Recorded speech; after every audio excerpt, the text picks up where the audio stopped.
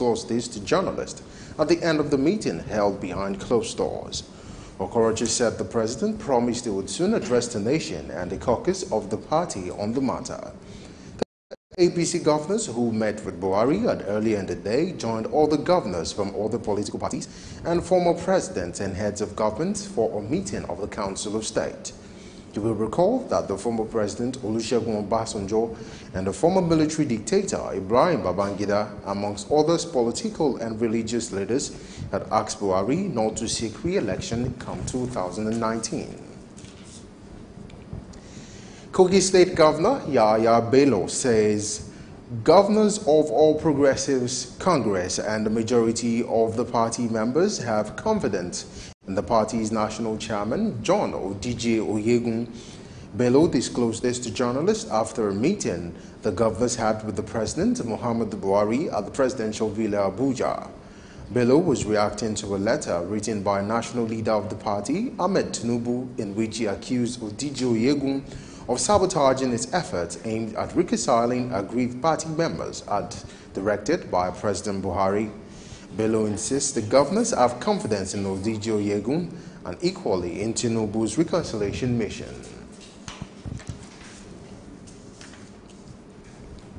The People's Democratic Party has called to question the competence of the Independent National Electoral Commission, INEC, to credibly deliver on the 2019 election as unbiased and impartial umpire.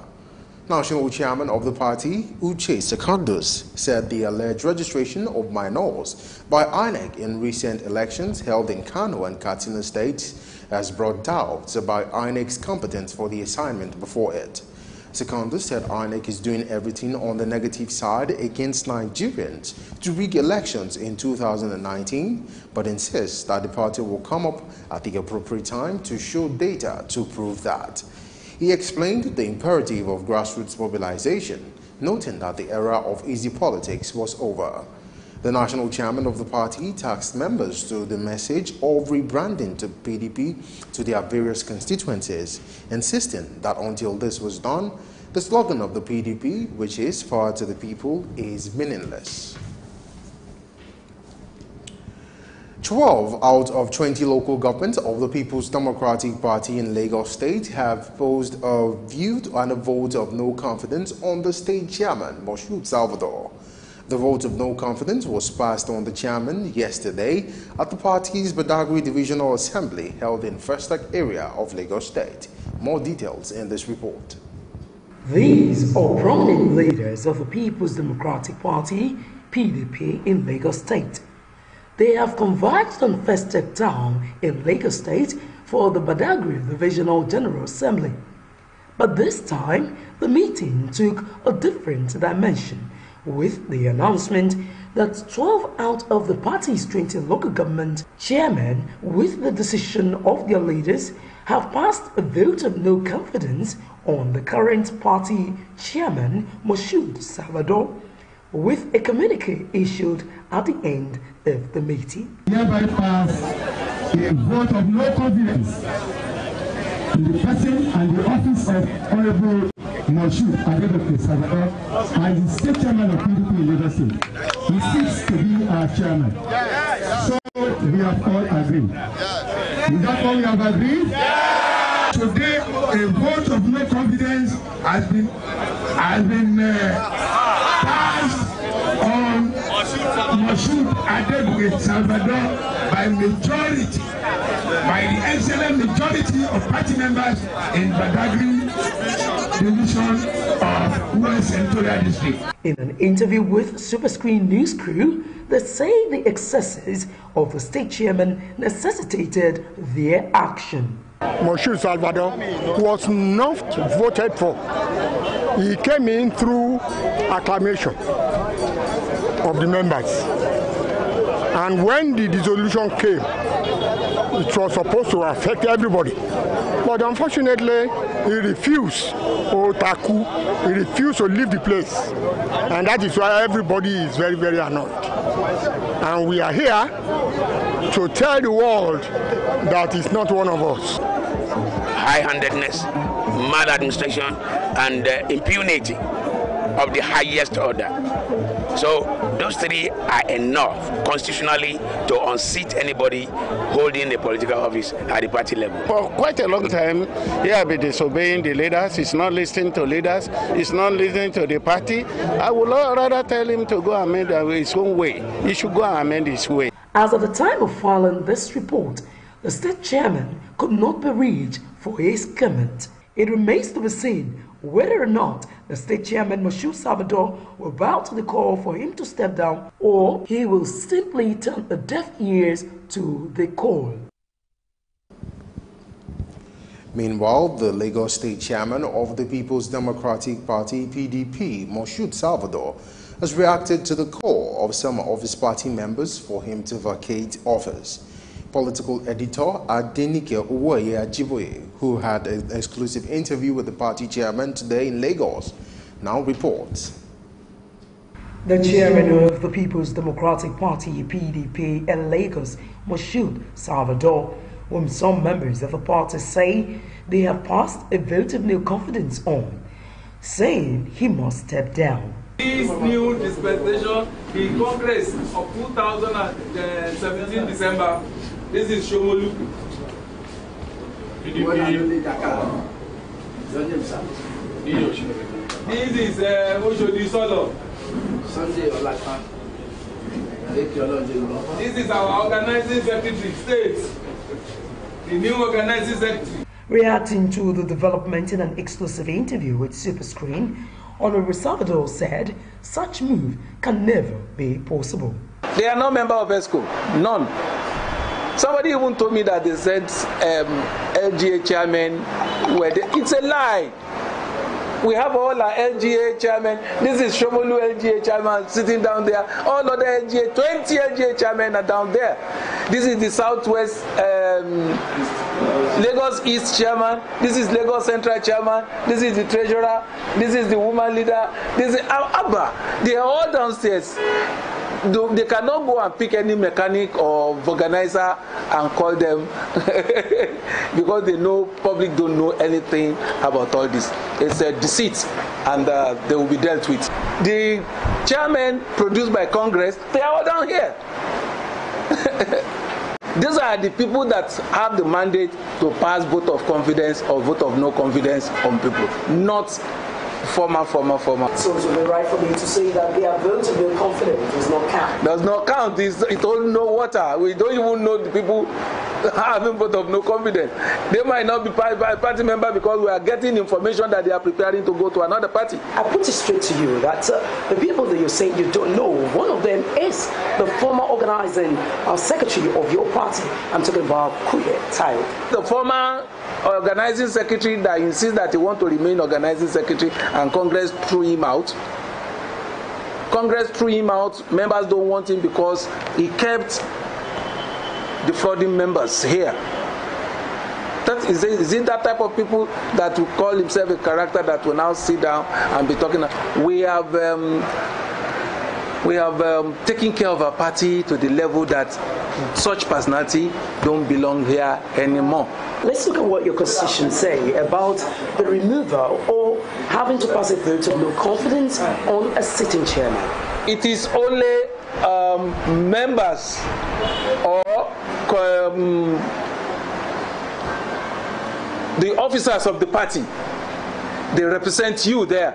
They are the ones that can stand and say, no, we don't want you to be our chairman again. That is number one. Number two, a sitting chairman cannot be removed because he's a member of National Executive Council. It's not for anybody at local government or ward to say you have to go back to NEC if you don't want your chairman. So it's as simple as ABC.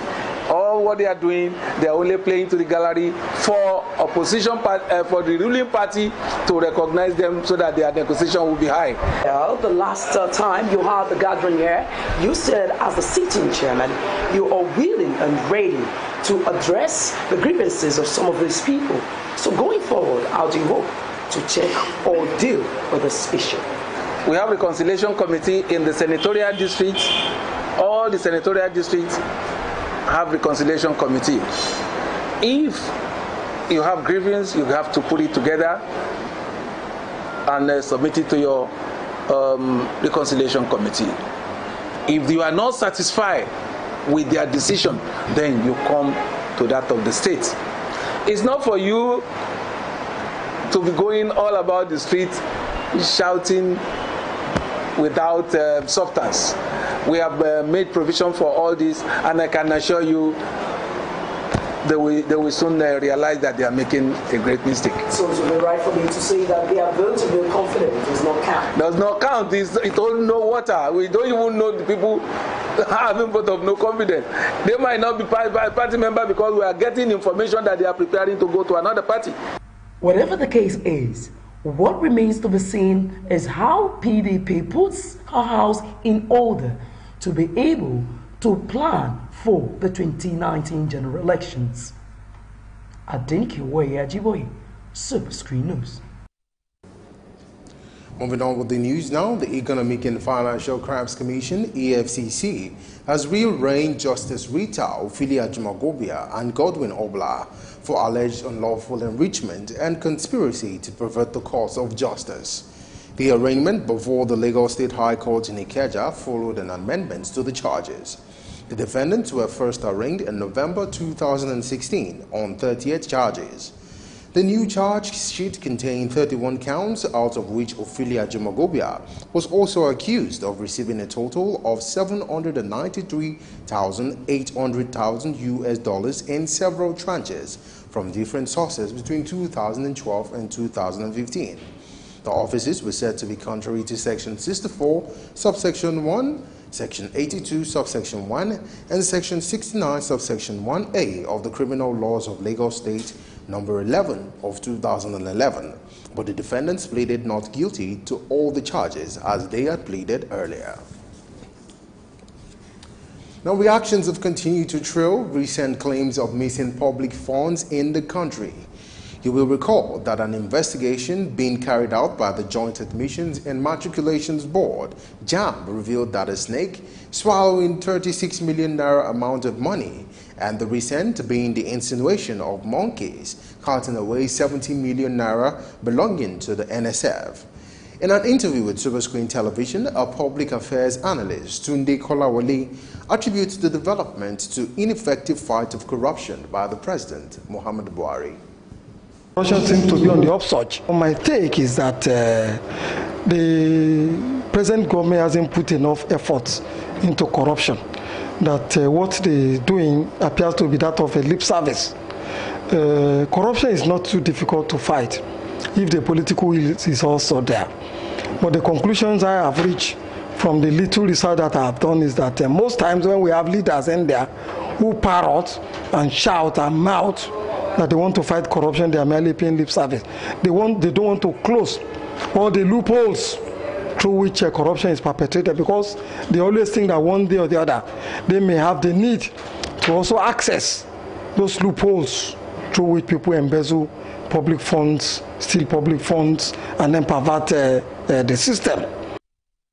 He also spoke on the possible solutions to the spate of corruptions in the country. It will be wishful thinking to think that we can totally eradicate corruption.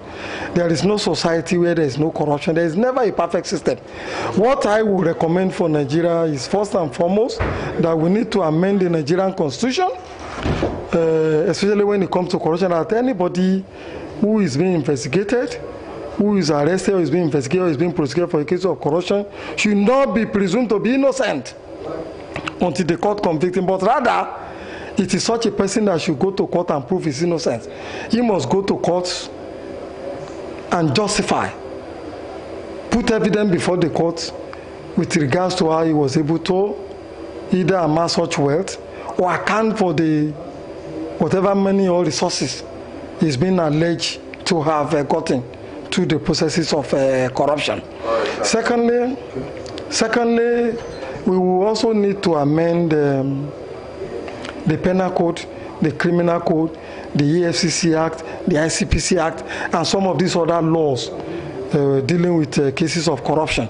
The laws does not seem to be at par with the quantum or the level at which corruption is perpetrated in this society today. We need to overhaul the judicial system. The judicial system is a human institution. It is part and parcel of this society. It is wishful thinking to think that the rest of the country will be corrupt and then the judiciary will be it will be populated by angels. Because the judiciary also interacts with the ordinary man on the street. They interact with other Nigerian institutions. And those institutions that are outside the judiciary that are corrupt, the possibility is that they want to corrupt the justice system. So as much as we are fighting corruption in the larger society, in this other institution, we must even ensure that we fight corruption more rigorously within the justice system.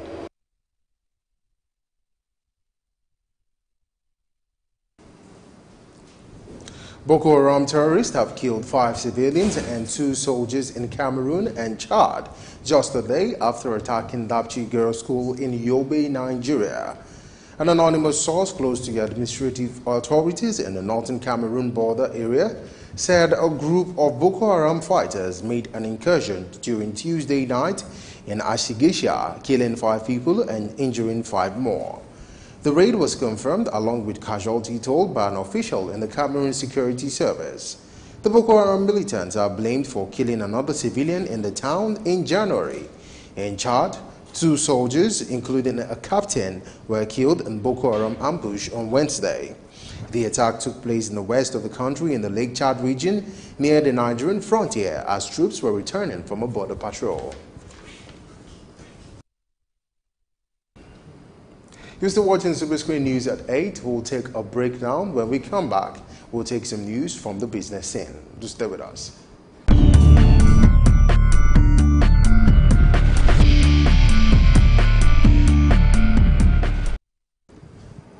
Welcome back. Many thanks for staying with us. The federal government says it will likely withdraw fundings for the suspended 120 billion naira Bordeaux Road project as a result of lack of cooperation by the host community. The Minister of Power, Works and Housing, Babatunde Fashola, gave the charge to leaders of the communities at a meeting in Abuja, which had prominent traditional rulers, officials of Julius Berger PLC, NLNG, and Council of Elders from the communities in attendance. Fashola urged the leaders of the communities to forget their differences, adding that if the discord persists, it might petition the president over the issue and ask him to withdraw the 60 billion naira contract for the project. Meanwhile, the Federation Account Allocation Committee, FAC, has shared the sum of 635.554 billion naira to the 3 tiers of government for the month of January. The Accountant General of the Federation, Ibrahim Idris, who disclosed this, said the excess crude account as at 22nd of February 2018 is $2.317 billion. He puts the gross statutory revenue of 358.908 billion naira received for the month, said it was lower than the 540.446 billion received in the previous month by 1.538 billion. The distribution to the 3 tiers of government and the derivation are as follows. Federal government, 249.366 billion naira. State government, 126.482 billion naira. Local government, 97.512 billion naira. And like I said, the derivation figures are 52.042 billion naira. Summarily, the federal government received 249.36 billion, the state governments got 1.26.482 billion, and the local government councils were given 97.512 billion, while all derivation states got 54.042 billion naira. Still talking business, Enugu State Governor Ifeanyi Ugwuanyi has inaugurated a 1.6-kilometer road construction by the Chief Executive Officer, Peace Mass Transit, Samuel Onyinshi, in his village, Amakwa Nsukka. Ugwuanyi commended Onyinshi for keying into the state government's agenda of ensuring every village in the state had accessible roads. The 1.6-kilometer road starts at Amakwa and terminates at the University of Nigeria, Nsukka, at the Odin Gate. Ogwani also said the project will strengthen the cordial relationship between Amukwa and the university community at large. You're still watching SuperScreen News at 8. We'll take a break now. When we come back, we'll take some foreign stories, some sports stories, as well as Anthony standing by for some entertainment stories. Do stay with us.